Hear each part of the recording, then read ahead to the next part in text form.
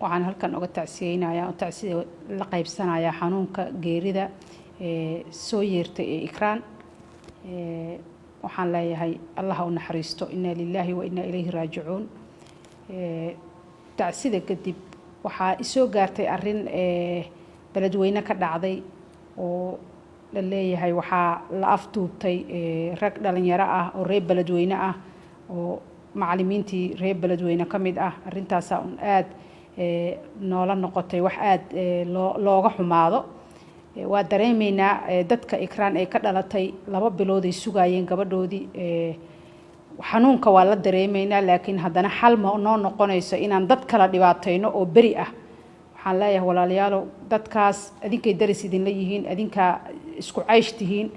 qof aan dhibaato noo geysanin yaan loo dhibaataynin Ikraan darteed waxaan isleeyahay waalidka Ikraan dhalay Tahliil Faarax khayr Allah siiyo dhowr jeer oo arintaas ka hadlay asaga personalkiisa uu yiri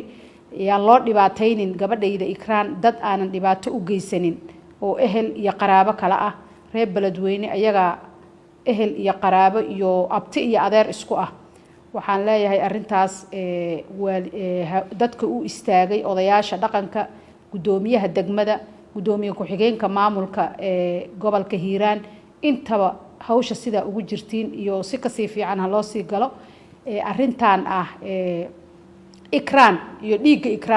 Ikraan dad baa lagu tuhmayaa inay dhibaateeyeen dad baa u eedeysan oo aan mar walba idaacadaha la taaganahay oo aan sheegaynaa maalinkii waqtigeeda gaarana Ikraan cadaaladeeda heli doontaa annagaana ku jirno hawshaas annagaana Ikraan cadaaladeeda raadinayno ilaa laga helo Ikraan dhiigeedii iyo meeshii ay ku dambeysay intaba laakiin waxaan codsanaynaa inaan dad kale loo dhibaataynin Ikraan darteed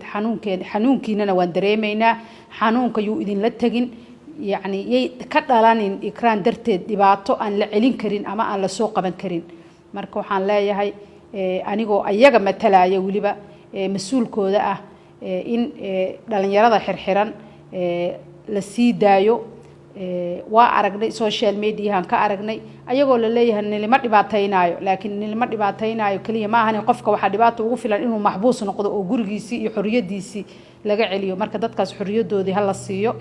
Ikraan iyo dadkii dhibaateeyay iyo dadkii u eedeysan intaba cadaaladna way helaysaa maxkamadna waa loo keenayaa haduu Ilaahay yiraahdo. Assalaamu calaykum waraxmatullaahi wabarakaatuh.